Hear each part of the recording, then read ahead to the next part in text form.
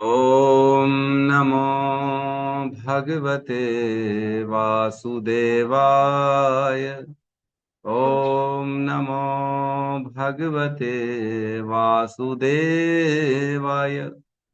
ॐ नमो भगवते वासुदेवाय। यः स्वानुभावम् अखिलं श्रुतिसारमेकम् आध्यात्मदीपम् अतितीर्षितां तमोऽन्धम् संसारिणां करुणयः पुराणगुह्यम् तं व्याससूनम् उपयामि गुरुमुनीनाम्। नारायणं नमस्कृत्य नरं चैव नरोत्तमं देवीं सरस्वतीं व्यासं ततो जयमुदीरये। श्रवणतां स्वकथा कृष्ण पुण्यश्रवणकीर्तिनः हृदयन्तस्थो हि अभद्राणि विदुनोति सुहृत्सताम्। नष्टप्रायेषु भद्रेषु नित्यं भागवत सेवया भगवती उत्तम श्लोके भक्तिर्भवति नैष्टिकी। श्रवणतः श्रद्धया नित्यं गृणतश्च स्वचेष्टितम् कालेन नातिदीर्घेण भगवान् विशते हृदि। कृष्णाय वासुदेवाय देवकी नंदनाय च नंदगोपकुमाराय गोविन्दाय नमो नमः। नमः पंकजनाभाय नमः पंकजमालिने नमः पंकजनेत्राय नमस्ते पंकजांग्रिये। जय श्री कृष्ण चैतन्य प्रभु नित्यानंद श्री अद्वैत गदाधर श्रीवासादि गौर भक्त वृंद। हरे कृष्णा कृष्णा कृष्णा हरे हरे हरे राम राम राम हरे हरे। हरे कृष्णा कृष्णा कृष्णा हरे हरे राम राम राम हरे हरे। हरे कृष्णा कृष्णा कृष्णा हरे राम राम राम हरे हरे।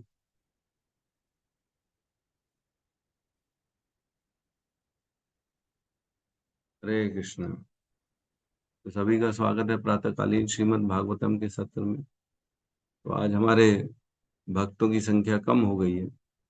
आज लगता है सब छुट्टी मना रहे हैं संडे को, है ना। तो यद्यपि भागवतम की कभी छुट्टी नहीं होनी चाहिए, क्योंकि रोज सुनना अति आवश्यक है ना।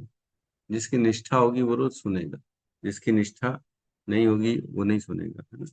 भागवतम ही ऐसी जो है स्वयं साक्षात भगवान है, जो हमारा हृदय और शुद्ध कर देता है, जिससे हम भगवान का दर्शन कर सकते। कहते हैं श्रीमद् भागवतम के लिए, प्रलयम ही गमिष्यन्ति श्रीमद् भागवतम ध्वनि कले दोषा इमे सर्वे सिंह शब्दात वृका इवह। अर्थात श्रीमद् भागवतम महापुराण की कथा और उसकी दिव्य ध्वनि का गान होने पर कलयुग के जितने भी भयानक पाप, दोष और कष्ट हैं, वे सब तुरंत वैसे ही नष्ट हो जाते हैं जैसे जंगल में एक शेर की दहाड़ सुनकर सियार और भेड़िए डर कर भाग जाते हैं। ये कह रहे हैं श्रीमद् भागवतम के लिए, क्या कह रहे हैं?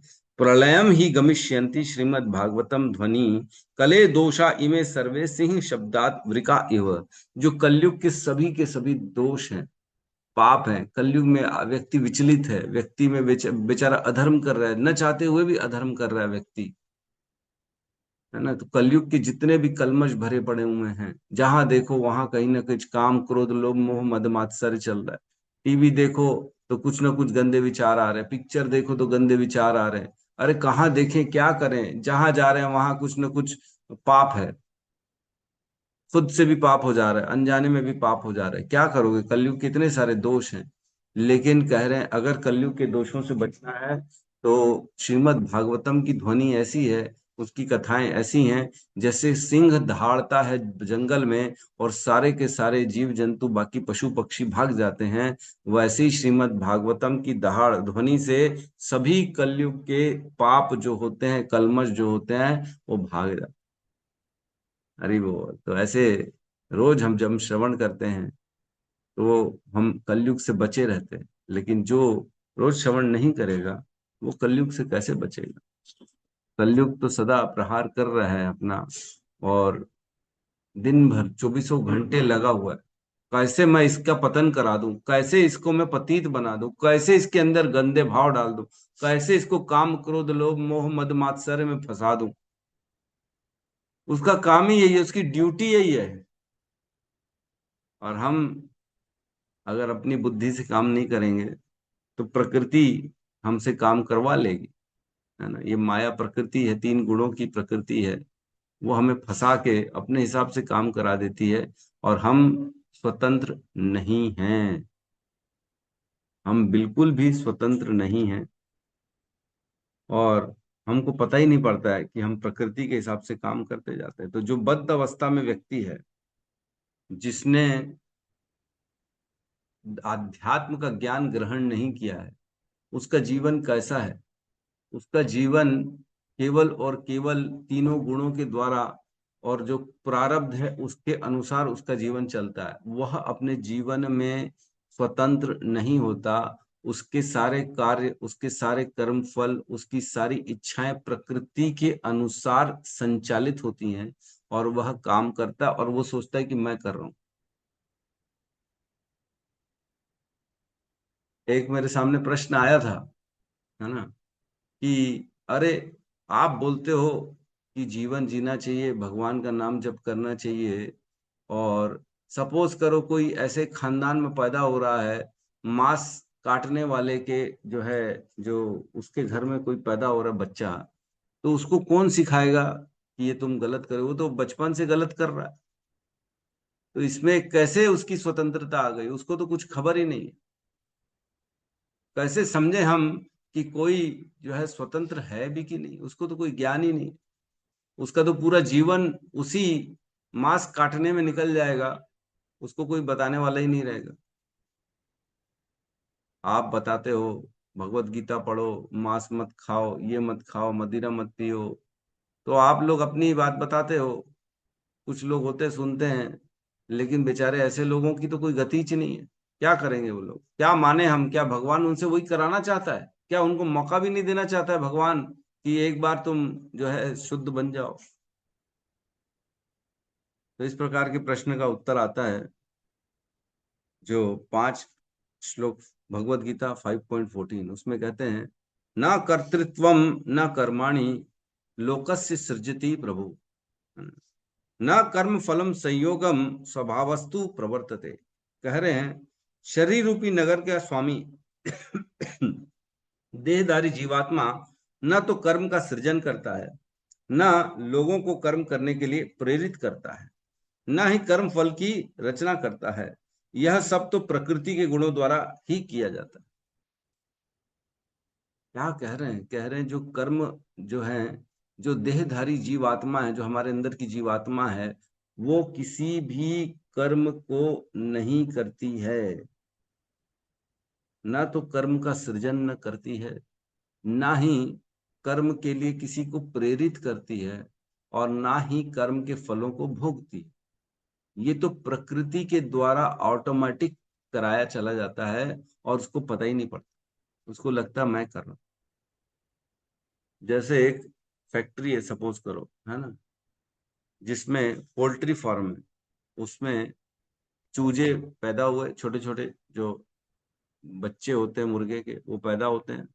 वो उसी फैक्ट्री में देखे जाते हैं, जो है, फिर उसके बाद उनको भेज दिया जाता है खाने पीने वाली एरिया में। वहाँ खाएगा पिएगा, वहाँ उनके ऊपर जो है दिन रात उनको जो है लाइट दी जाएगी, उनको दवाई दी जाएगी, और उनको बड़ा किया जाएगा। और उसके बाद जब बड़े हो जाएंगे तब उनको बेचने के लिए डाल दिया जाएगा। तो इसमें क्या होता है, उनका फिक्स रहता है कि उनके साथ क्या होना है। सबको पाला इसीलिए जाता है ताकि उनको बड़ा करके उनको काट दिया जाए, इसीलिए पल रहे हैं। उनका प्रारब्ध फिक्स है, और वो अपने प्रारब्ध को ही भोग के इस संसार से चले जाएंगे। उनके हाथ में कोई स्वतंत्रता नहीं है क्या कोई स्वतंत्रता? बेचारे छोटे से केज में अंदर रहते हैं, और उसी में पलते हैं, उसी में खाते हैं, उसी में जीवन बिताते हैं, और अपना आखिरी में चले जाते हैं कसाई खाने में। वहां उनका गर्दन कटता है, मांस निकलता है, और उसको बेच दिया जाता है। तो ये इनका जीवन फिक्स है, और ऐसे ही इनको जीना है। इसमें कोई भी भेद नहीं किया जा सकता। वैसे ही व्यक्ति अपने जीवन में जब पैदा होता है मनुष्य, वो अपने प्रारब्ध को लेके आता है, सुख और दुखों को लेके आता है, और वह सुख दुख उसके पूर्व जीवन की इच्छा के अनुसार इस जीवन में उसको दिए जाते हैं। पूर्व जन्म में जो इच्छा करेगा उस इच्छा के अनुसार ये जीवन उसको दिया जाएगा। अगर पूर्व जन्म में उसने इच्छा करी कि मैं गाय काटूं, सपोज करो कोई मुसलमान था पूर्व जन्म में, उसने इच्छा करी अरे गाय मांस खाना चाहिए, है ना, ये करना चाहिए, उनके इस्लाम इस्लाम के हिसाब से उसने इच्छा करी, तो अब अगले जीवन में वह इच्छा पूरा करने के लिए उसी कुल में उत्पन्न होगा और वही कार्य करेगा, और वही कार्य करते करते करते करते वह अपनी गति को, क्योंकि उसने इच्छा वही प्राप्त करी थी, इच्छा करी थी तो इच्छा अनुसार उसको फल मिल गया, अब वह उसी को पूरा करेगा। उसके हाथ में स्वतंत्रता नहीं है, जैसे एक चूजे के हाथ में स्वतंत्रता नहीं होती है, वह कार्य अपने हिसाब से नहीं कर सकता, उसका प्रारब्ध लिखा हुआ शुरू से, वैसे ही हर व्यक्ति का प्रारब्ध लिखा हुआ शुरू से। लेकिन जो दिव्य ज्ञान के संपर्क में आ जाता है, जो किसी वैष्णवों के संपर्क में आ जाता है, जो कोई भगवत गीता, भागवतम, भगवान के नाम, भगवान के प्रसाद, इनके संपर्क में आ जाता है, तो भगवान उसको एक मौका देते हैं कि तेरा प्रारब्ध जो फिक्स है, तू कुछ नहीं कर सकता। हम बंधे हुए हैं, हमारे हाथ पैर सब बंधे हुए हैं, हम न देख सकते न समझ सकते, बद्ध अवस्था इसी को कहते हैं। वो जो केवल इच्छा हम लेके आए हैं, जो संस्कार लेके आए, उसके अनुसार अपने जीवन को जिएंगे, और उसके बाद हम मर जाएंगे, जो फिक्स है पहले से। जातस ही ध्रुव मृत्यु ध्रुवम जन्म मृत्युसित तस्माद अपरिहार्यते न तो हम श्रोति तुम्हारसी। जाते साथ ही तुम्हारा जिस दिन जन्म होता है उस दिन मृत्यु निश्चित हो जाती है हे अर्जुन। मृत्यु निश्चित है, सुख दुख निश्चित है जीवन भर में। अरे तो बचा क्या? सुख दुख निश्चित है, मृत्यु जन्म मृत्यु निश्चित है, यश अपयश निश्चित है। पहले दिन से, जिस दिन पैदा हुए उसके पहले से ये सारी चीजें फिक्स हो जाती हैं, तो जीवन में बचा क्या हमारे लिए करने के लिए? दिव्य ज्ञान बचता है। जो भी व्यक्ति भगवत गीता, भागवतम, गुरु, आध्यात्म में प्रवेश करता है, उसके पास यह ज्ञान आ जाता है। वह देख पाता है पूरे संसार को कि सारे लोग केवल और केवल प्रारब्ध के अनुसार जी रहे हैं और उसके सुख दुखों को भोग रहे हैं। लेकिन मैं अब चूंकि भगवान की भक्ति में आ गया हूं, तो मैं ये देख सकता हूं कि हम, जो हमारा प्रारब्ध पहले से ही डिसाइडेड था, उस अब इस जीवन में नई इच्छा करके भगवान के ज्ञान को प्राप्त करके अब हम उस जो ऑटोमेटिक सारी चीज फिक्स थी उससे हट के बाहर आ रहे हैं। चूजा जो अगर पोल्ट्री फार्म में फंसा हुआ है, कभी गलती से उसकी एक किसी की जाली खुल गई और वो स्वतंत्र हो गया और वहां से निकल गया उस पोल्ट्री फार्म से, रात के समय सपोज करो गलती से किसी ने एक जाली खोल दी और एक जो मुर्गा था वो बाहर निकल गया, अब वो बाहर स्वतंत्र स्वच्छंद अब इस संसार में विचरण करने लगा, तो अब उसके प्रारब्ध बदल गए कि नहीं बदल? किसको क्या मालूम था किसका, किसको स्वतंत्रता मिलेगी किसको नहीं मिलेगी? लेकिन जब अगर उसकी जाली खुल गई, तब उसने इच्छा से बाहर निकल गया, प्रयास किया उसने, अब वो वहां से भाग रहा है पोल्ट्री फार्म से और बच के बाहर निकल गया, अब वह जंगलों में घूम रहा है। तो अब उसका प्रारब्ध वो नहीं है कि जो वो कटने वाला था, अब वह अब अपनी स्वतंत्रता से जीवन जिएगा, और वो देख भी पाएगा कि कैसे मैं वहां पे बंधा हुआ था, कैसे मैं वहां पे एक ही रूटीन में चल रहा था, रोज खाना रोज पीना वहीं रहना, एक केज में रहना, लेकिन अब मैं स्वतंत्र हो गया हूँ, बाहर आ गया हूँ, स्वच्छंद हूँ, अब अपने दिमाग से अपनी बुद्धि से काम कर सकता हूँ।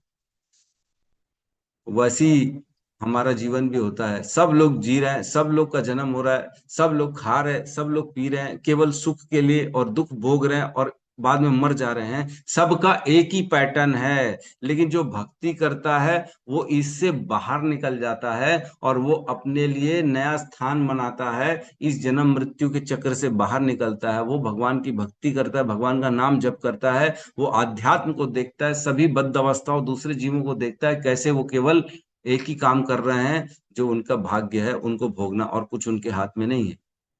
जो श्रीमद् भागवतम भगवत गीता पढ़ता है, सुनता है, वो अपने कर्मों को नष्ट करता है। उसको मौका दिया जाता है कि ठीक है, तेरा जो प्रारब्ध है, सुख दुख क्यों होते हैं, पाप और पुण्यों के कारण होते हैं, तो तुम अपने पापों को खत्म कर सकते हो भगवान का नाम जप करके। यथा एधांसी समिद्धो अग्नि भस्मसात कुरुते अर्जुन, ज्ञान अग्नि सर्व कर्माणि भस्मसात कुरुते तथा। जिस प्रकार सूखी हुई लकड़ी को एक अग्नि जो है जलाकर भस्म कर देती है, उसी प्रकार भगवान का ज्ञान, भगवान का नाम हमारे समस्त पापों को जला के राख कर देता है। जो नाम लेगा, जो भगवान के ग्रंथ पढ़ेगा, भक्ति करेगा, वो अपने प्रारब्ध से, अपने पूर्व पापों से छुटकारा पाएगा और उसको जीवन में जो आने वाले दुख हैं वो खत्म हो जाएंगे। दुखों को या तो भोगो, या तो दुखों को काटने के लिए भगवान का नाम जप करो। दो ही रास्ते हैं, केवल और केवल दो रास्ते, और कोई रास्ता नहीं है। और ना अन्यथा, ना अन्यथा, ना अन्यथा, और कोई रास्ता नहीं। या तो शरीर से भोगो प्रारब्ध को, जो हमारे प्रारब्ध में बचपन से हम लेके आए, जन्म के पहले ही हम सुख और दुख, पाप और पुण्य को लेके आए हैं। उसको या तो पाप और पुण्य, पाप के आधार पे हमें दुख मिलता है, पुण्य के आधार पे सुख मिलता है जीवन में। या तो सुख और दुख भोगो जो जीवन जिसके लिए मिला है, या तो भगवान का नाम जप करके उन पापों को खत्म करने का मौका है हमारे पास। बहुत जघन्य पाप करके बैठे हैं हम सब, फिर भी भगवान की करुणा होती है, भगवान की कृपा होती है कि चलो ठीक है, एक इसको मौका दिया जाता। जीवन जो है, मनुष्य जीवन बहुत दुर्लभ है ना। सुदुर्लभ मनुष्य तन पावा, सब ग्रंथन यही गावा। सब ग्रंथ यही बोलते हैं कि मनुष्य का जीवन सुदुर्लभ है। लेकिन क्या ऐसा दुर्लभ है, ऐसा करना क्या इस जीवन में? तो क्या केवल भोग करना है, केवल सुखों के लिए प्रयास करना है? क्या खाली इंद्रिय तृप्ति करते रहे? बड़ा घर बनाना है, पैसा कमाना है, अच्छे कपड़े पहनने हैं, अच्छा पीना है, अच्छा खाना है, अच्छे से रहना है, ये करने के लिए मिला क्या जीवन? खाली ये कभी बुद्धि में नहीं आता है। ये तो वैसे ही मिल जा रहा है। इसके लिए हम, हमारे प्रयासों से ये थोड़ी आ रहा है हमारे जीवन। आज सबके पास सुख उनके अनुसार अलग अलग है, किसी के पास अधिक है, किसी के पास कम है। सबके पास दुख अलग अलग है कि नहीं? किसने दिया ये? किसी ने तो दिया ना। किसी ने तो नाप के दिया ना, आपके जीवन में इतना सुख, मेरे जीवन में इतना सुख, किसी के जीवन में उतना सुख। किसी के जीवन में अत्यधिक ऐश्वर्य, किसी के जीवन में एकदम विफलता, जीरो। क्यों ऐसा? क्यों? क्योंकि ये हमारे कर्मों के अनुसार पहले से ही डिसाइडेड है। उसको क्या चेंज करोगे आप? हमारे हमारे हाथ में नहीं। हम बदल नहीं सकते अपने प्रारब्ध को, अगर जब तक हम भक्ति ना करें। भक्त ही एक ऐसा व्यक्ति है जो अपने भाग्य को बदल सकता है। और अन्य सभी को तो केवल भाग्य को भोगना ही पड़ेगा, और उनके पास कोई चारा नहीं है। जिस प्रकार चूजे के पास चारा नहीं है, उसका पूरा जीवन पोल्ट्री फार्म में जाएगा, और अंत में उसको कसाई घर में जाके मरना है। उसके पास कोई चारा नहीं है। है क्या उसके पास कोई चारा? और डिमांड कर सकता है कि अंदर पोल्ट्री फार्म में, अरे हमको मुक्त करो जी, हमको ये जीवन नहीं चाहिए। कितना भी प्रयास कर ले, उसको मरना ही पड़ेगा, उसको कसाई घर में जाना ही पड़ेगा, और उसका गला कटना ही है। और कुछ निश्चित, और कुछ है ही नहीं, उसका ऑप्शन ही नहीं। वैसे ही जो बद्ध अवस्था में है, जो केवल सुख दुख को भोग रहा है, उसके पास कोई ऑप्शन नहीं है। वो जो उसके भाग्य में है वो उसको मिलेगा। उसको सुख मिलेगा, दुख मिलेगा, परेशान होगा, अंतोदगत्वा शरीर छोड़ के चला जाएगा, जो कि पहले से निश्चित था। इस काल में इस व्यक्ति का शरीर छूटेगा, वो निश्चित है। उस समय यमदूत आ जाएंगे और उसके प्राणों को निकाल लेंगे, चाहे वो जवान हो, चाहे बच्चा हो, चाहे बुढ़ा हो, चाहे कोई भी परिस्थिति में क्यों ना हो। लेकिन लेकिन जिसके कानों में भगवान का नाम जाता है, जिसके कानों में श्रीमद् भागवतम की कथा, भगवान के गुणगान जाते हैं, वह व्यक्ति ही केवल ऐसा व्यक्ति है जो इस जीवन में आता है और अपने प्रारब्ध को हटा सकता है, और अपने पाप और पुण्यों को अपने हिसाब से भक्ति के अनुसार बदल सकता है, ताकि आगे आने वाले जीवन में कम से कम मैं ये जो ऑटोमेटिक प्रारब्ध के अनुसार जीवन जीना, उससे बाहर हो जाऊं। इस प्रकार कोई मुसलमान के घर में पैदा होता है तो बचपन से वो मांस खाता है, बचपन से वो केवल पाप करता है। उसके पास ऑप्शन ही नहीं, उसको मालूम ही नहीं है कि ये गलत है कि सही है। उसको लगता है यही सही है क्योंकि मेरे माता पिता मेरे को सिखा रहे हैं कि ये सही है, गाय काटो ये सही है। उनको यही लगता है सही है। क्यों? क्योंकि उन्होंने इच्छा यही करी थी पिछले जीवन में कि मैं ऐसा ही बनूं, तो भगवान ने ऐसा ही बना दिया तुम्हारे को, है कि नहीं? लेकिन सौभाग्यशाली हम लोग हैं जो कम से कम अपने पूर्व जीवन में शायद कहीं ना कहीं किसी की कृपा पाई होगी, जो आज भगवान का नाम और भगवान की कथा सुनने को मिल रहा है, भगवान का नाम जप करने को मिल रहा है। बहुत बहुत हमें इसके लिए भगवान को धन्यवाद देना चाहिए। प्रभु, बस ऐसे ही मेरा जीवन निकालना, आपकी चिंतन में, आपके नाम में, आपकी कथाओं में मेरा जीवन निकले, ताकि मैं इस संसार के चक्र से बाहर निकलूं और आपके धाम में पहुंचूं। हम सब फंसे हुए हैं जन्म मृत्यु के चक्र में। ये चक्र तब तक चलता रहेगा जब तक भगवान की भक्ति नहीं कर लेते। जैसे ही भगवान की भक्ति स्टार्ट होगी, विद्यन्ते सर्व ग्रंथि नाम, सारी ग्रंथियां जो है ना, जो सारे बंधन है, वो धीरे धीरे धीरे छूटना चालू हो जाते हैं, टूटना चालू हो जाते हैं, है ना।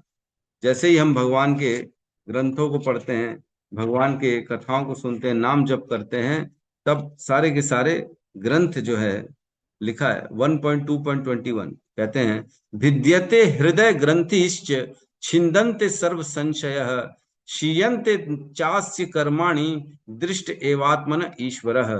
सारे के सारे काम कर्म के जो फल होते हैं वो नष्ट होना चालू हो जाते हैं, और सारे बंधन, जो ग्रंथियां होती हैं हमारे बीच में, हमारे जीवन में कर्मों की, हमने ये किया तो उसको भोगना पड़ेगा, हमने उसको गाली बकी तो हमारे साथ भी गाली आएगी, हमने किसी के साथ पाप किया तो उसके साथ गलत आचरण किया तो हमारे साथ भी वो होगा। तो ये सब बंधन में फंसे हुए हैं हम। ये बंधन कैसे टूटेंगे? जैसे ही हम भगवान का नाम जप करते, एक एक करके ये सारे बंधन, सारे कर्म, सारे पाप टूटना चालू हो जाते हैं हमारे जीवन में। और सोचो, हमको पता ही नहीं पड़ रहा है, हो रहा है लेकिन पता ही नहीं पड़ रहा है। नाम जप कर रहे हैं तो किसी को पता पड़ रहा है कि अरे आज मैंने 16 माला कर ली, तो मैंने जो है एक वो पाप किया था, जो जो मैंने नॉनवेज खाने का, आज उससे मुक्त हो गया, मेरे पास मैसेज आ गया, you are now released from your पाप।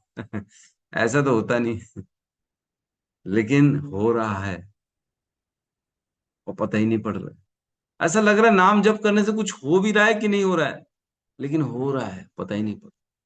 तद्वाग विसर्गो जनताग विप्लव यस्मिन् प्रतिश्लोकम अबध्यवत्यपि नामान अनंतस्य शुभ अंकितानि यत् श्रवन्ति गायन्ति गृणन्ति अभिक्षु।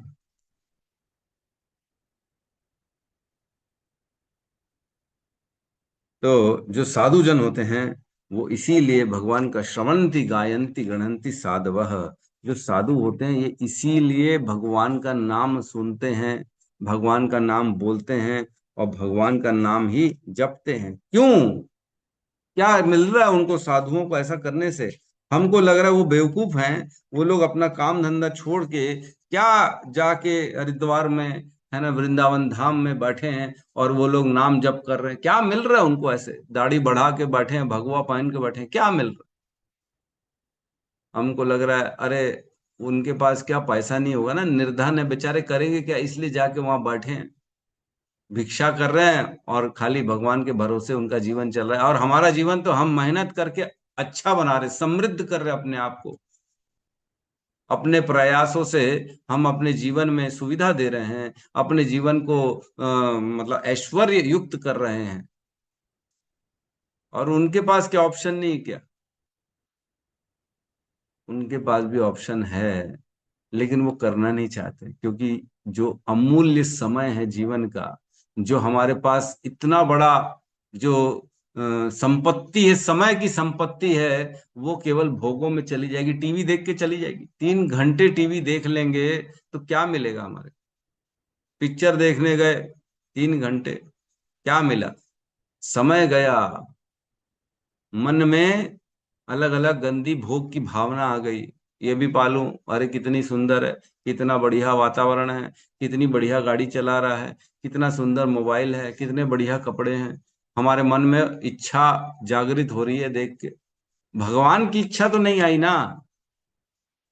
मेन है सुनना भगवान के बारे में, भगवान को देखना, भगवान का प्रसाद खाना, तब जाके व्यक्ति अपने पापों से छूट पाता है। नहीं तो पाप तो लगे हुए हैं ना, पाप कैसे छूटेंगे जीवन,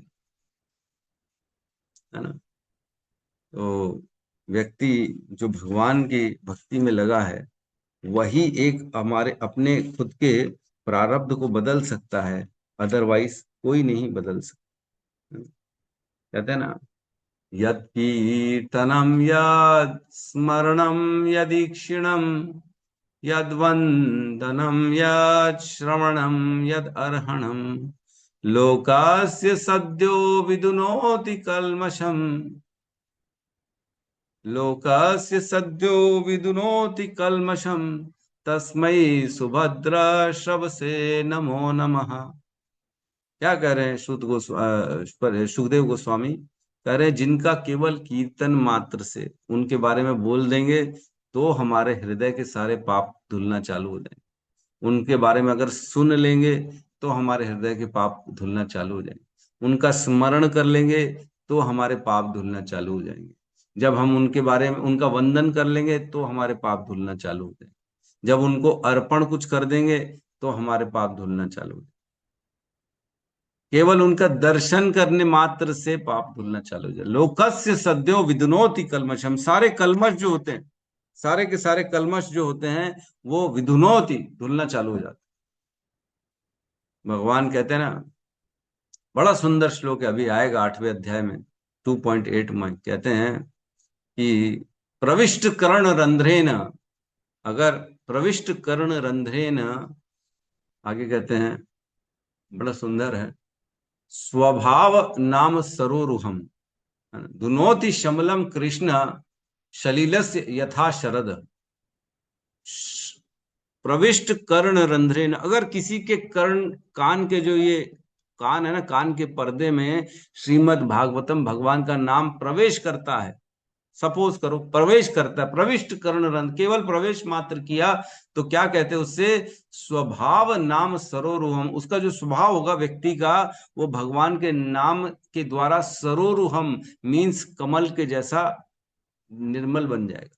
कमल कैसा शुद्ध होता है, उसका स्वभाव कैसे होगा, धीरे धीरे भगवान के नाम मात्र से क्या होगा, सरोरुहम कमल के समान हो जाएगा।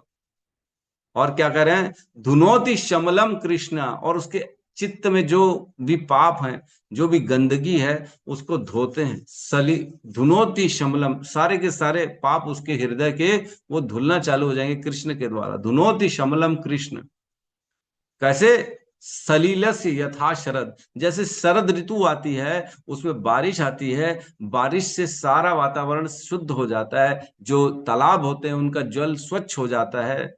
अगर किसी गंदे तालाब के पानी में स्वच्छ जल की बारिश होती रहेगी तो वो भी स्वच्छ हो जाता है।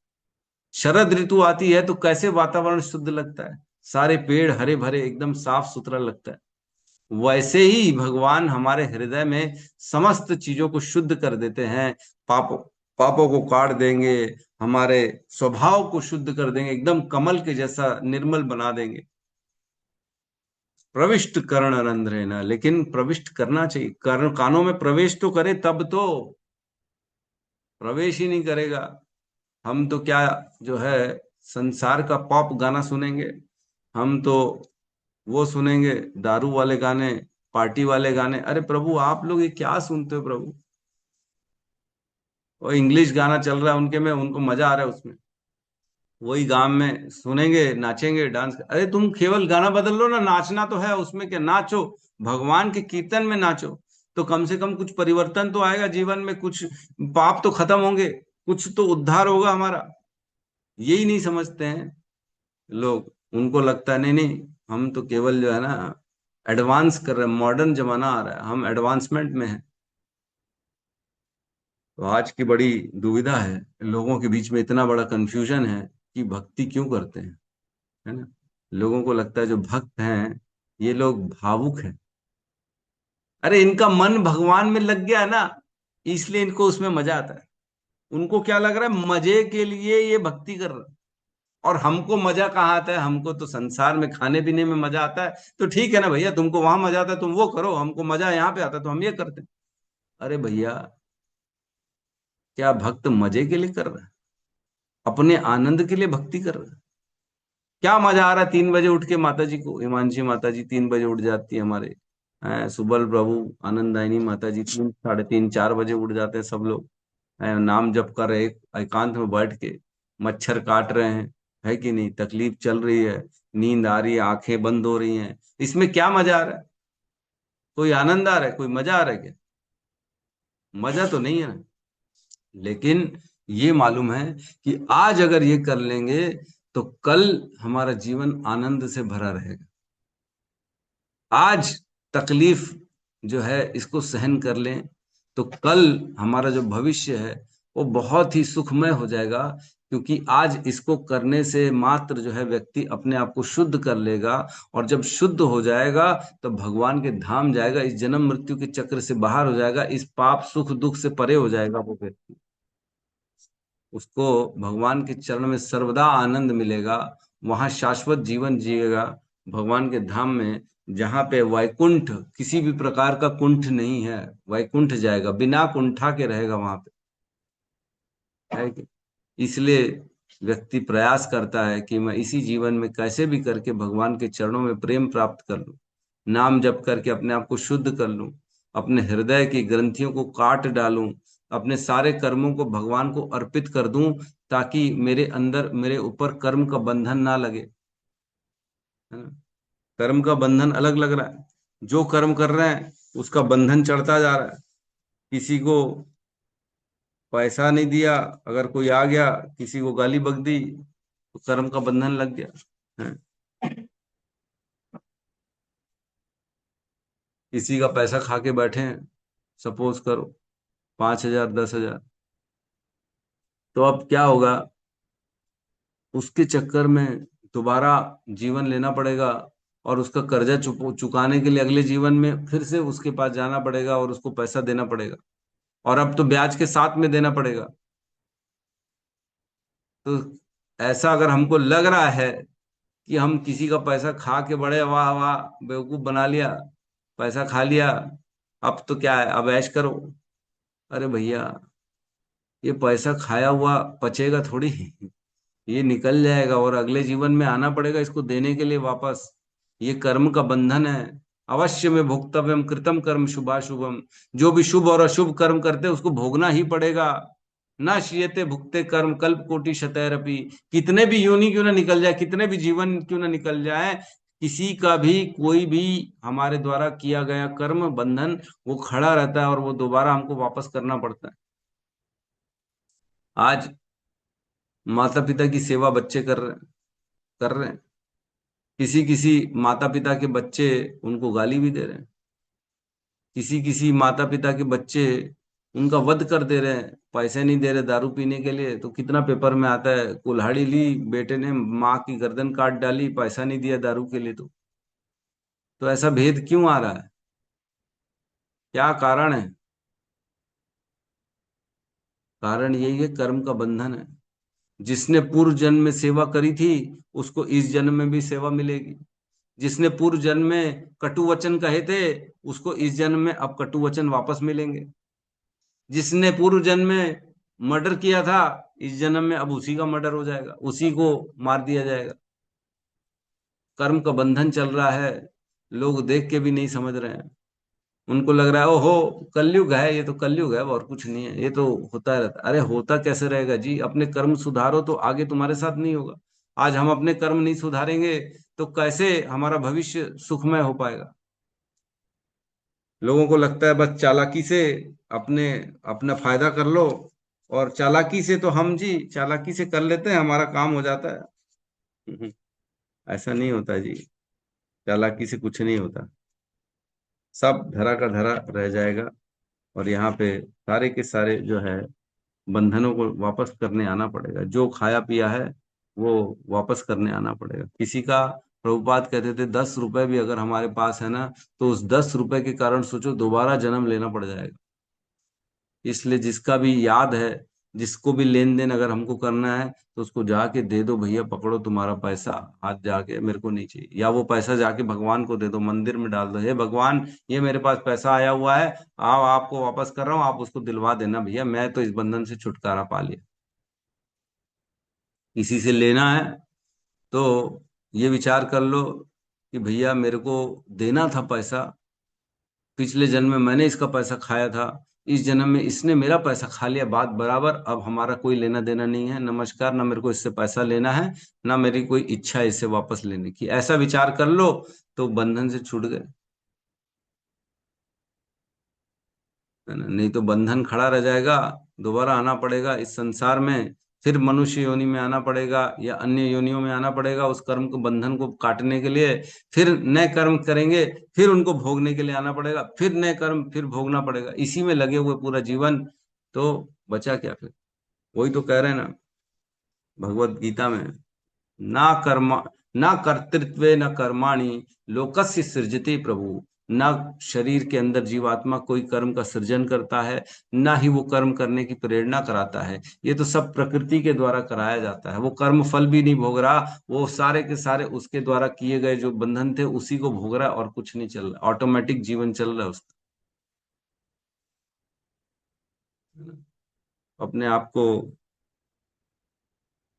मौका मिला है, बहुत बड़ा मौका है मनुष्य जीवन, कि हम इस संसार में जो भी हमसे गलतियां हुई हैं, जो भी पाप हुए हैं, जो भी बंधन है हमारे, उन सबको काटें और शुद्ध हो जाएं, और इस संसार से शुद्ध होके वापस जाएं। है ना? कैसे होगा?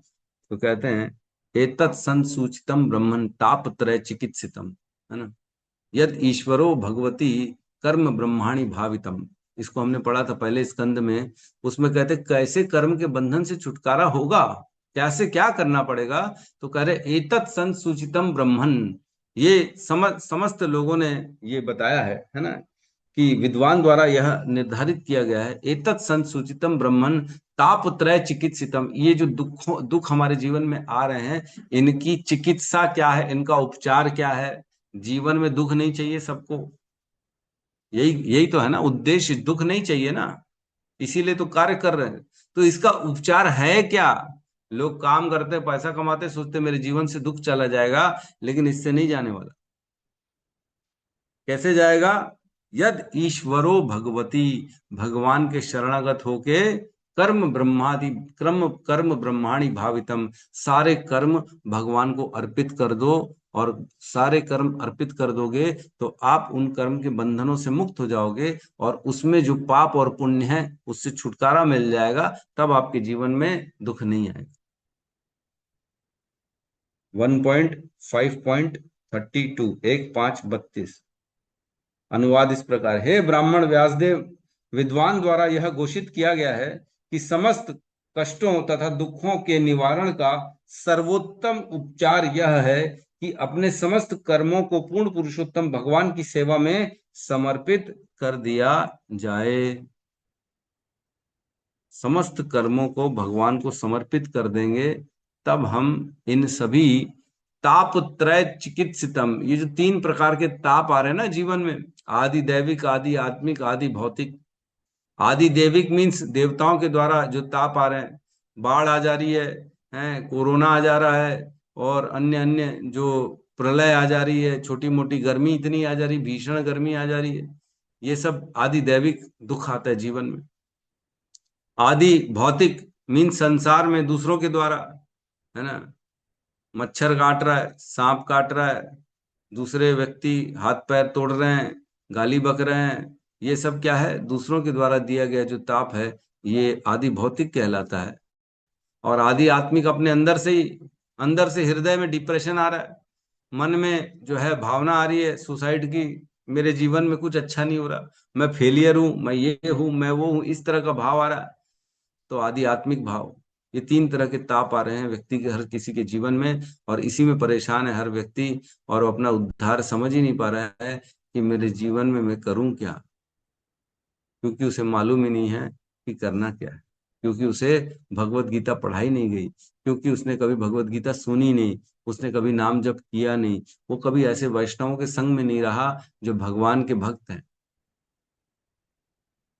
तो हर व्यक्ति भटक रहा है इस संसार में, और भटकते भटकते भटकते भटकते कभी कभार किसी के जीवन में भगवान का नाम आ जाता है, तो ये विशेष कृपा मिलती है उसे भगवान की।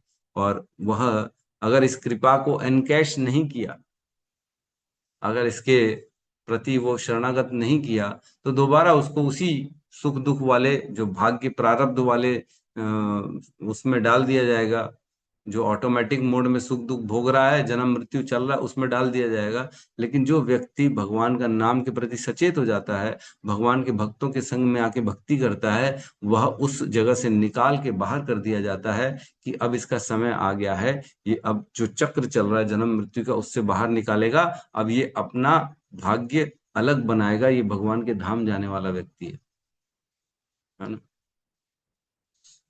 अनेक जन्मों के बाद, बहुनाम जन्मनाम अंते ज्ञानवान माम प्रपद्यते वासुदेवम सर्वम इति स महात्मा सुदुर्लभः। बहुत जन्मों के बाद, बहुनाम जन्मनाम अंते ज्ञानवान माम प्रपद्यते, जो ज्ञानी बनता है वह मेरी शरण में आता है, भगवान करे बहुत जन्मों के बाद।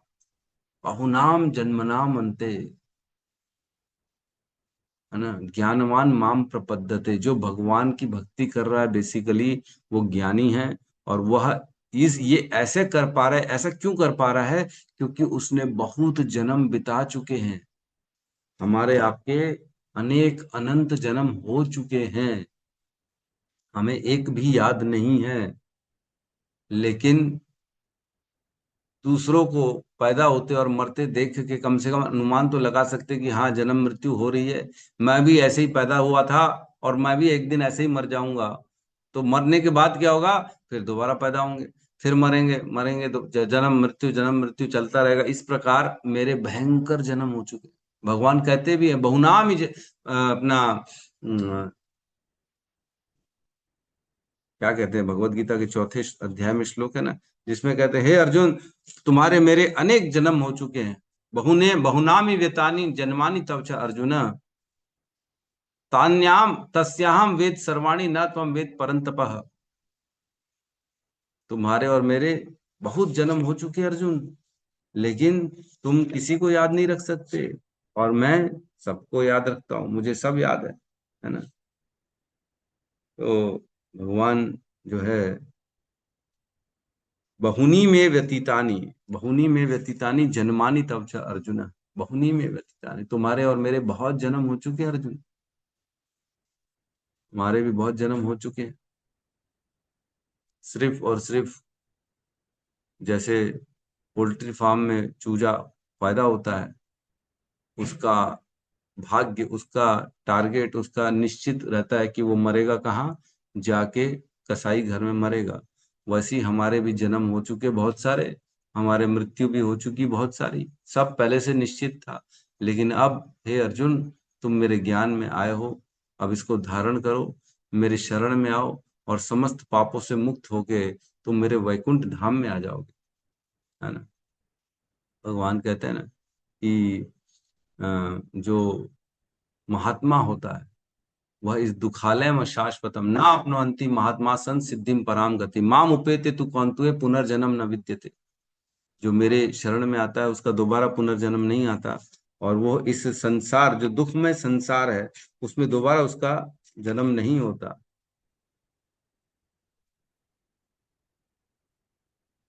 माम उपेत्य पुनर्जन्म दुखालयम अशाश्वतम ना अपनुवंती महात्मान सन सिद्धिम पराम गति, उसको परम गति मिल जाती जो महात्मा है, क्योंकि वो मेरी शरण में आया है। और वो दोबारा इस दुखालयम अशाश्वतम जीवन में दोबारा इस संसार में नहीं आएगा, क्योंकि उसने सिद्धि प्राप्त कर लिया मेरा नाम जप करके और मेरा कीर्तन करके, मेरी भक्ति करके।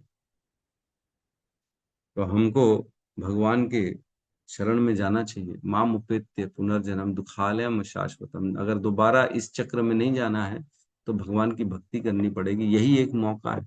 यही तो प्रहलाद महाराज करते थे अपने दोस्तों को, 5 साल की बच्चे से, 5 साल की उम्र से, कौमरम आचरित प्रज्ञा, भगवान बचपन से भगवान की भक्ति करो। कौमरम आचरित प्रज्ञा धर्मान भागवत नहीं है, सुदुर्लभ मनुष्य जन्म तदपि ध्रुवम अर्थदम। ये दुर्लभ है मनुष्य जीवन, लेकिन इससे अर्थ साबित हो सकता है। इसका यूज करके हम इस संसार से बाहर निकल सकते हैं, भगवान की भक्ति करके इस जन्म मृत्यु के चक्कर से बाहर निकल सकते हैं। मनुष्य जीवन में एक और एक यही मौका दिया गया है विशेष, और किसी जीवन में नहीं है।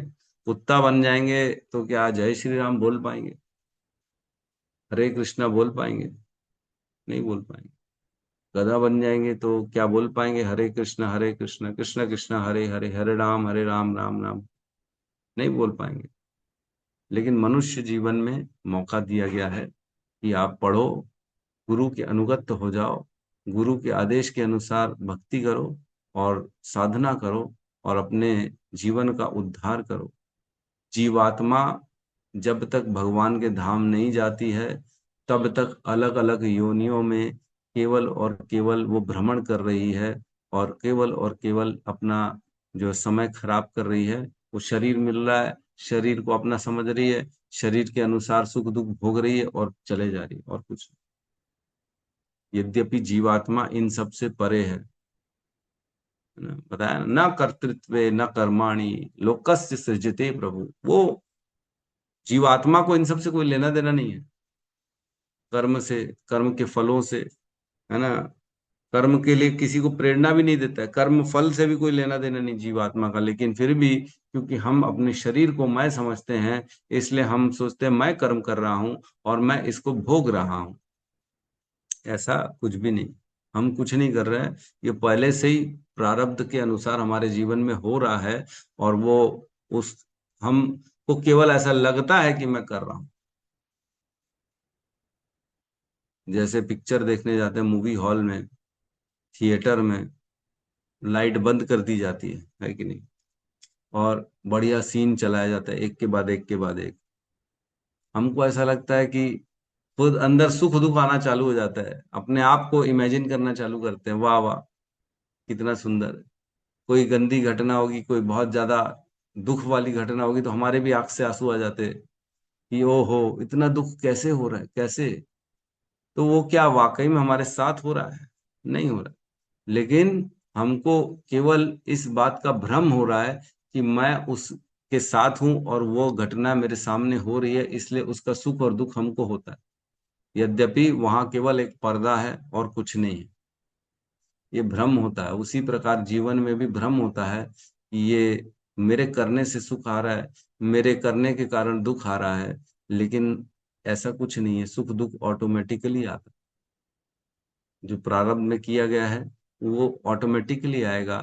इसलिए केवल सुखों के लिए, सुख बढ़ाने के लिए, दुख घटाने के लिए समय देना, ये अपव्यय है समय का। ऐसे में तो पूरा जीवन निकल जाए। केवल इल्यूजन, भ्रम में पूरा जीवन जीते हैं हम कि मैं कर रहा हूं, मैं करने वाला हूं। केवल भ्रम चल रहा है।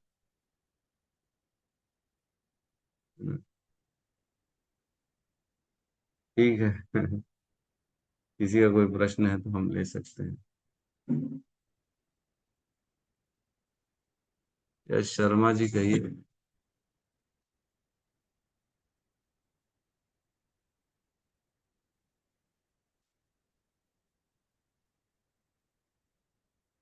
कहिए, आपका अनम्यूट नहीं है प्रभु, आपकी आवाज नहीं आ रही, अनम्यूट करिए। भूल जाते नहीं हो हैं। रही? हाँ बोलिए। साष्टांग दंड कर रहा हूं प्रभु जी, हाँ प्रभु पहले जी तो। कर ब्रह्म। और आपको इस प्रकार सुधारने का व्याकुलता देख करके बात से पता चलता है कि कितना व्याकुलता आपके मन में है कि लोग में सुधार हो। इसके लिए मैं आंतरिक दिल से नमन करता हूं प्रभु जी, आंतरिक दिल से नमन करता हूं प्रभु जी। मैं कुछ समझा हूं, पहले से ज्ञान तो नहीं है उतना, लेकिन समझे तो है। जैसे अभी प्रारब्ध का किया गया प्रभु जी, प्रारब्ध तो मैं जान रहा हूं।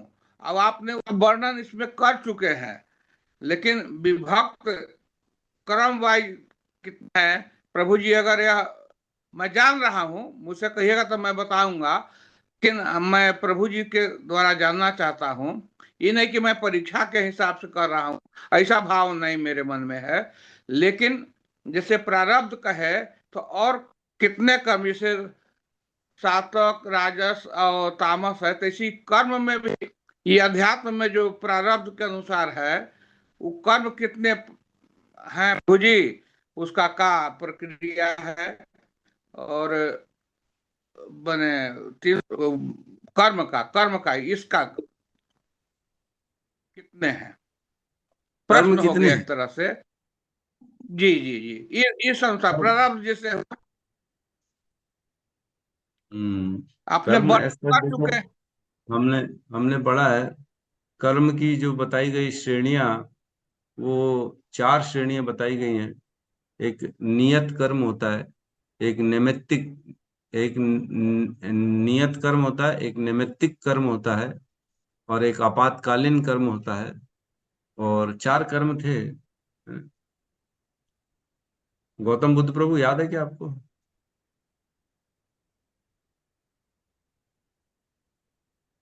हम्म नैनित्य कर्म। नैनित्य। हाँ, नैमित्तिक कर्म जिसे कहते हैं, और निमित्त कर्म, नैतिक कर्म कहते हैं, और नैमित्तिक कर्म कहते हैं। और एक होता है आपातकालीन।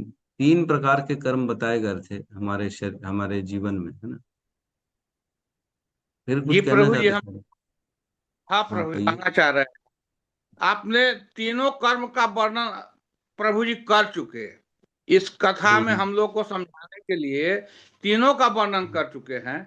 तो मैं भी, अब संत संसर्ग में कुछ रहा, कुछ ज्ञान हो गया, इसलिए कहा कि मैं जानता हूँ, लेकिन प्रभु जी के मुख से जानना चाह रहा था। लेकिन आप तीन कह चुके सर।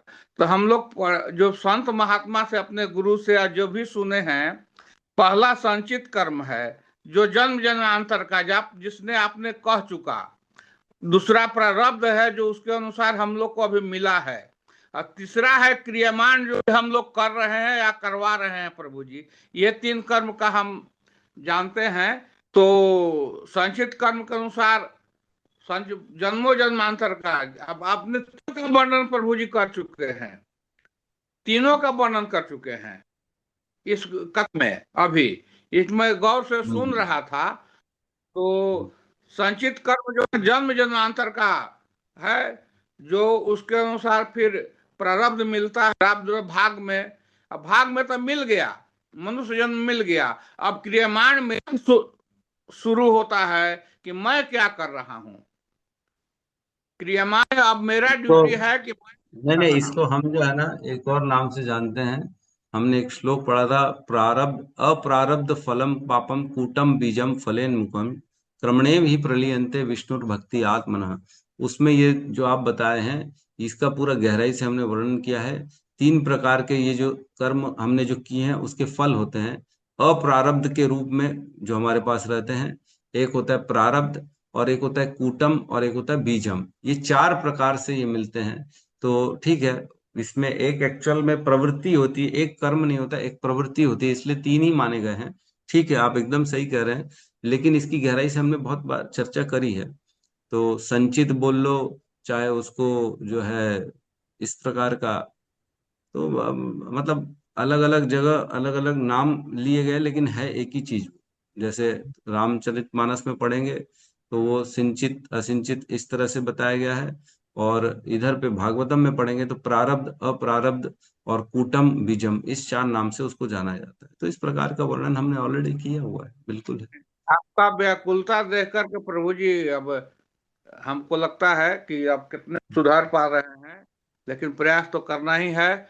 और चीज नया आपसे तो सुन लेते हैं। अभी तक मैंने वैकुंठ का संधि विच्छेद नहीं किया था, तो आज जान गया कि वै मैंने अलग हो गया, कुंठा मैंने कुंठित हो गया। उसी को जब नहीं है तो वैकुंठ हो गया। आज मैं अब दिमाग में बैठा लिया कि वैकुंठ से कहते हैं। अरे दंडवत प्रभु वाह जी, वाह। समय लिया, उतना जानकारी तो है प्रभु जी ने। जुड़े हुए हैं, जुड़े हुए हैं, पीठ पर डटे हुए हैं। हाँ, अच्छी बात है, अब दूसरों को भी बोलने का मौका देना चाहिए। यस, हाँ प्रभु नीलम जी, यही माता जी यही बोलिए। बीमारी हरे कृष्णा प्रभु ये जी, बीमारी दंडवत है। प्रणाम। हरे कृष्ण। यस। कोटि कोटि प्रणाम प्रभु जी।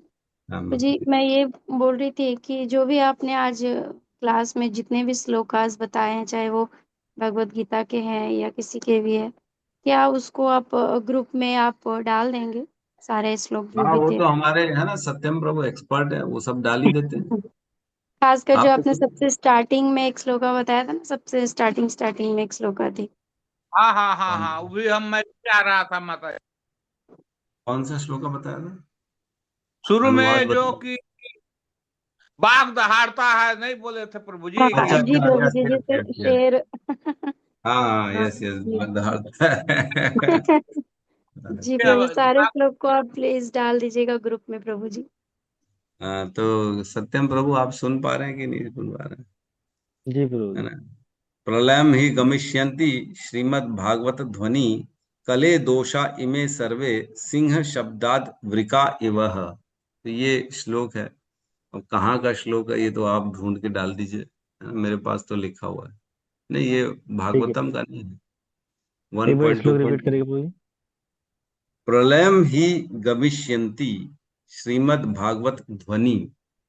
प्रलयम ही गमिष्यन्ति श्रीमद् भागवतम ध्वनि कले दोषा इमे सर्वे सिंह शब्दाद वृका इवह। तो ये श्लोक है। जी प्रभु। ठीक है, यस सुरभि माता जी कहिए। हरे कृष्ण प्रभु जी, दंडवत प्रणाम। नाम माता जी। प्रभु जी मेरा क्वेश्चन है कि प्रभु जी, चार मुख्य संप्रदाय होते हैं जैसे कि ब्रह्मवाणी संप्रदाय, श्री संप्रदाय, रुद्र हम्म। संप्रदाय, संप्रदाय। हम हमारे संप्रदाय में जब भागवतम पढ़ते हैं तो वो ब्रह्मा जी ने भगवान के बारे में बताया है और फिर गुरु परंपरा चल रही है। तो अलग अलग हम्म। संप्रदाय में जैसे कि श्री संप्रदाय में लक्ष्मी जी बताती होंगी, तो उनका हाँ भागवतम होता होगा। नहीं नहीं, देखो पुराण तो 18 पुराण केवल और केवल वेदव्यास जी ने लिखा है। लेकिन जो है उनको ज्ञान उस संप्रदाय में लक्ष्मी जी के ज्ञान को श्रेष्ठ माना जाता है। अन्य अन्य जैसे उसमें भी आज जैसे श्री संप्रदाय है ना, तो श्री संप्रदाय में अब कहते हैं, ये मेरे ख्याल से प्रेमानंद महाराज श्री संप्रदाय के हैं, मेरे को ऐसा पता नहीं ठीक से, मैं नहीं जानता। नहीं प्रभु लेकिन जी, वो प्रेमानंद जी महाराज श्री संप्रदाय के नहीं है, अनिरुद्धाचार्य जी हैं श्री संप्रदाय के। और अनिरुद्ध अनिरुद्ध आचार्य, देवकी ठीक है। नंदन ठाकुर जी वो निम्बार्क संप्रदाय के हैं। हाँ तो जैसे भागवतम में ही प्रसंग आएगा ना, जब चार कुमार का प्रसंग आता है, चार कुमार पूरे ज्ञान का वर्णन करते हैं, तो उस ज्ञान के आधार पे उनके संप्रदाय चलता है। लक्ष्मी जी जो ज्ञान देती हैं उस ज्ञान के आधार पे वो संप्रदाय चलता है। हमारा संप्रदाय ब्रह्मा जी के ज्ञान के आधार पर चलता है। तो शिव जी ने भी ज्ञान दिया, ऐसा नहीं कि नहीं ज्ञान दिया है, सबने अपने अपने लेवल पे ज्ञान दिया है। तो हम उनकी क्या ज्यादा चर्चा करते नहीं है ना, हमारा क्योंकि हम उस संप्रदाय से नहीं है, इसलिए वो क्या कर रहे हैं क्या नहीं कर रहे हैं और उनका कितना मतलब जो चला आ रहा है गुरु परंपरा में कितना कैसे कहाँ से क्या बदला हुआ, मेरे को इसकी जानकारी नहीं है, क्योंकि हमको क्या लेना देना उनके संप्रदाय से। लेकिन उनको वहां से ज्ञान मिलता है, जैसे हमको ब्रह्मा जी से मिला उनको वहां से। भगवत गीता उनके में भी है, भागवतम उनके में भी है, वो अन्य पुराणों को भी मानते हैं। हम अन्य पुराणों को नहीं पढ़ते ज्यादा। ठीक है माता जी। जी प्रभु जी, प्रभु जी मतलब बेसिक जो ज्ञान है भगवान के बारे में वो तो सबका सिमिलर ही होता होगा ना। हाँ बेसिक जैसे भगवत गीता सबका सिमिलर है, उसमें कोई भेद नहीं है। लेकिन उसका तात्पर्य हर व्यक्ति अलग अलग, जैसे हमारा शीला प्रभुपाद ने जो भगवत गीता दी हम उसको पढ़ते हैं। अब उनके में जो उनके संस्थापक आचार्य जो भी रहे हैं, जैसे जैसे कुमार संप्रदाय में निम्बारकाचार्य, उनकी जो टीकाएं होंगी वो उनको पढ़ेंगे और उसके अनुसार वो अपने जीवन को, अपने भक्ति में जीवन को चलाएंगे, है ना। उन्होंने जो बोला है वो काम वो करेंगे। हमारे को जो शीला प्रभुपाद ने बोला है हम वो काम करते हैं।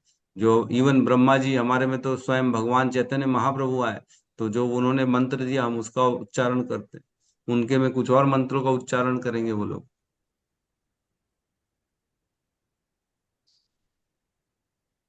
ठीक है माता जी। जी हरे कृष्ण प्रभु। हरे कृष्ण। तो ऐसा है कि वो भी ऑथर मतलब ऑथेंटिक है, चारों संप्रदाय, चार ही संप्रदाय जो है वो ऑथेंटिक है। और जो भी उन संप्रदाय में अपने भक्ति में जीवन को आगे बढ़ाता है, तो वह नहीं लेंगे, श्रीमद् नहीं लेंगे, ये चले। अपने जीवन को उद्धार कर सकता है, तो उसमें कोई त्रुटि नहीं है। लेकिन हमारी संप्रदाय में इतना स्पष्ट है सारी चीजें, इतना आसान है। श्रीमद् मतलब भगवत गीता, भागवतम, अन्य अन्य संप्रदायों में मैं तो ज्यादा जाता नहीं, लेकिन मेरे को नहीं लगता इतना आसान होगा जितना श्रील प्रभुपाद ने हमको आसान भक्ति दे दी है। वहां पे कहीं ना कहीं कुछ ना कुछ और भी जो है परेशानियां हो सकती हैं, मैं तो जानता नहीं। लेकिन मेरे को ये बड़ा आसान लगता है श्रील प्रभुपाद का, इसलिए हम इसको फॉलो करते हैं। और इसमें निश्चित है भगवान की प्राप्ति। और स्वयं चैतन्य महाप्रभु आए, इसलिए इससे बेटर और हो क्या सकता है। यस सत्यम प्रभु कहिए। तो जी कोई क्वेश्चन नहीं, एक बार वो श्लोका चेक कर लीजिए चैट बॉक्स में, यही वाला है ना तो कंफर्मेशन। मैंने देखा आपने सही डाला हुआ है, वो बराबर है। ये है, प्रलयम ही गमिष्यन्ति श्रीमद् भागवतम ध्वनि कले दोष इमे सर्वे सिंह शब्दात वृका इव। ये श्रीमद् भागवत महापुराण महात्म अध्याय 2 श्लोक 62 ऐसा लिखा है आपने, बहुत सुंदर। हाँ यही है। तो एक ये माता जी अनीशा राय माता जी ये कह रही, how can I join WhatsApp group. तो माता जी आप अपना नंबर दे दीजिए, आपको ग्रुप में जोड़ दिया जाएगा, हमारे व्हाट्सएप ग्रुप में। तो उसमें सारे श्लोका, सारी चीजें, रियलाइजेशन, क्वेश्चन आंसर सब आप कर सकते हैं, उसमें मिल जाएगा आपको। आप अपना नंबर अगर चाहें तो अभी टाइप कर दीजिए, सत्यम प्रभु जोड़ देंगे आपको हमारे ग्रुप में। आप कहाँ से हैं माता जी, अनीशा राय माता जी?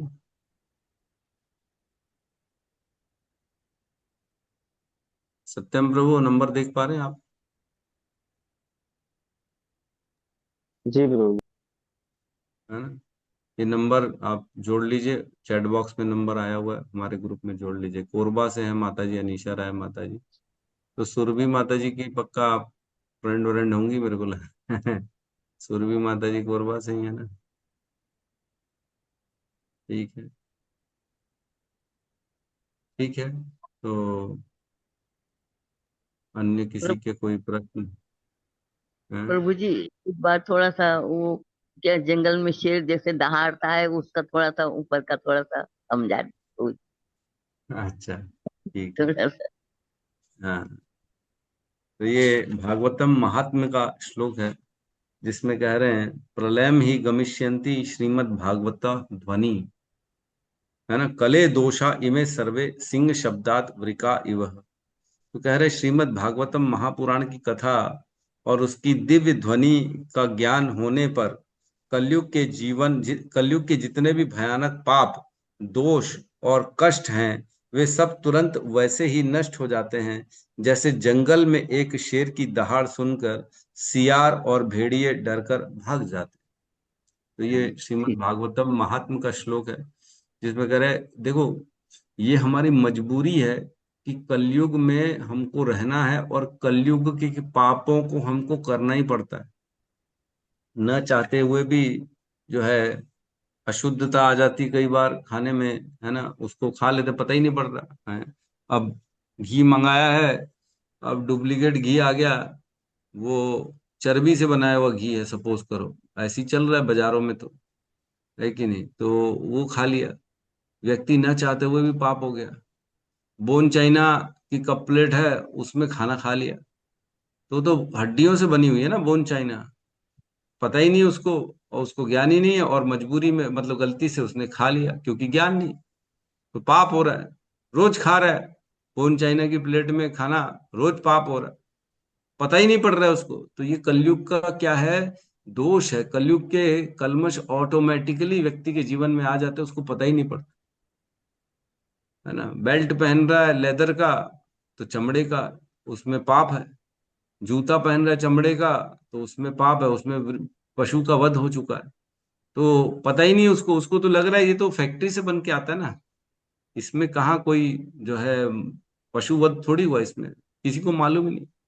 माता जी लोग लिपस्टिक लगा रही हैं, लिपस्टिक में पशु वध से छोटे छोटे एकदम बारीक जो इंसेक्ट्स होते हैं उनको मार के लिपस्टिक बनाई जाती है। तो पाप हो रहा है, पता ही नहीं पड़ रहा है। शैम्पू लगा रहे हैं, तेल तेल कौन सा ला रहे हैं पता ही नहीं पड़ रहा है, वो कौन सा फिश ऑयल है, किसी में मछली का तेल भी आ रहा है आजकल बाजार में, पता ही नहीं पड़ रहा है हम कौन सा खा रहे हैं, कुछ पता ही नहीं पड़ रहा।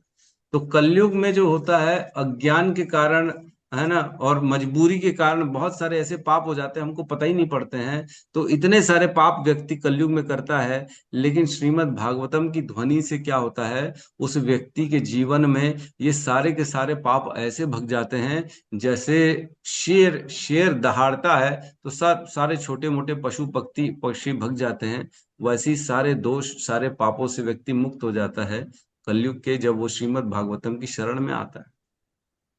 तो जिसका रोज का श्रवण है, जो सदा श्रीमद् भागवतम की शरण में है, उसके पास जीवन में कोई पाप नहीं बच जाता, वो समस्त पापों से मुक्त हो जाता ठीक है। है। ठीक है जी माता जी, ठीक है। बहुत बहुत धन्यवाद। धन्यवाद। धन्यवाद। ठीक है, तो सभी भक्तों को बहुत बहुत धन्यवाद। एक्चुअल में बहुत ज्यादा हम सौभाग्यशाली हैं जो हम रोज श्रवण कर पाते हैं, है ना? जी जो नहीं प्रभु जी। श्रवण कर पा रहे हैं वो कलयुग के प्रकोप से दूर हो जा रहे हैं।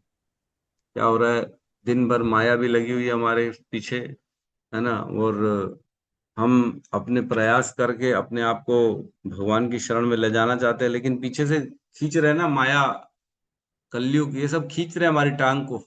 अरे नहीं जा सकता यार, तू मत जा, बैठ बैठ हमारे साथ रहो तू।